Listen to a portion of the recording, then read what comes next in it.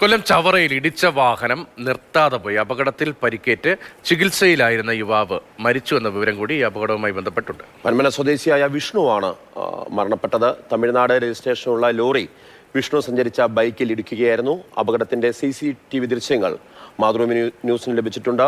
ആ ദാരുണമായ സംഭവത്തിന്റെ ദൃശ്യങ്ങളാണ് ഇപ്പോൾ പ്രേക്ഷകർ കാണുന്നത്. 30 വയസ്സ് മാത്രം പ്രായമുള്ള ഒരു ചെറുപ്പക്കാരനാണ് ഈ അപകടത്തിൽ ജീവൻ നഷ്ടമായത്. അതിനുശേഷം ആ വാഹനം നിർത്താതെ പോവുകയായിരുന്നു. പരിക്കേറ്റ് ആ യുവാവ് ചികിത്സയിലിരിക്കുകയാണ്. മരണമുണ്ടാകുന്നത് ചവറയിലാണ് ഈ ഒരു അപകടം നടന്നത്. വിവരങ്ങളുമായി കണ്ണൻ നായർ ചേരുന്നുണ്ട്. കണ്ണൻ, വാഹനം ഇടിച്ചിട്ട് നിർത്താതെ പോകുന്നു, CCTV ദൃശ്യങ്ങൾ ലഭ്യമായിരിക്കുന്നു. ഈ വാഹനത്തെക്കുറിച്ചോ മറ്റു കാര്യങ്ങൾ എന്തെങ്കിലും ഇപ്പോൾ ലഭ്യമാണോ?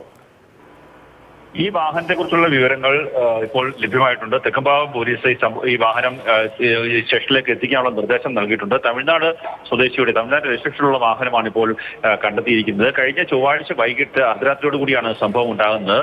വിഷ്ണു ബൈക്കിൽ സഞ്ചരിക്കുകയായിരുന്നു. ആ സമയത്ത് ആസന്നമായി എത്തിയ തമിഴ്നാട് രജിസ്ട്രേഷനിലുള്ള ലോറി വിഷ്ണുവിന്റെ ബൈക്കിൽ ഇടിക്കുന്നു. തൽക്ഷണം റോഡിലേക്ക് വീണു. നാട്ടുകാരും മറ്റ് ആൾക്കാരും ചേർന്ന് ഈ വിഷ്ണുവിനെ ശാസ്താംകോട്ട ആശുപത്രിയിലേക്കാണ് ആദ്യം കൊണ്ടുപോയത്. പരിക്ക് ഗുരുതരമായതിനെ തുടർന്ന് തിരുവനന്തപുരം മെഡിക്കൽ കോളേജ് ആശുപത്രിയിലേക്ക് എത്തിച്ചു. പക്ഷേ അവിടെ വെച്ച് വിഷ്ണുവിന്റെ ജീവൻ നഷ്ടമാകുകയായിരുന്നു. പിന്നീടാണ് പോലീസ് സംബന്ധിച്ച് ഈ വാഹനം ഏതാണെന്ന് സംബന്ധിച്ചൊരു അന്വേഷണം നടത്തിയത്. അങ്ങനെയാണ് ഈ അപകടം നടന്ന സ്ഥലം മുതൽ ശാസ്താംകോട്ട വരെയുള്ള പ്രദേശങ്ങളിലെ CCTV ദൃശ്യങ്ങൾ പരിശോധിച്ചു. അവിടെ നിന്ന് ഈ തമിഴ്നാട് രജിസ്ട്രേഷനുള്ള ഈ ലോറി എന്ന് കണ്ടെത്തി. അങ്ങനെയാണ് ഈ ലോറിയെ കുറിച്ചുള്ള വിവരങ്ങൾ ലഭിക്കുകയും ആ ലോറി ഇവിടെ ഹാജരാക്കാനുള്ള നിർദ്ദേശം നൽകുകയും ചെയ്തത്.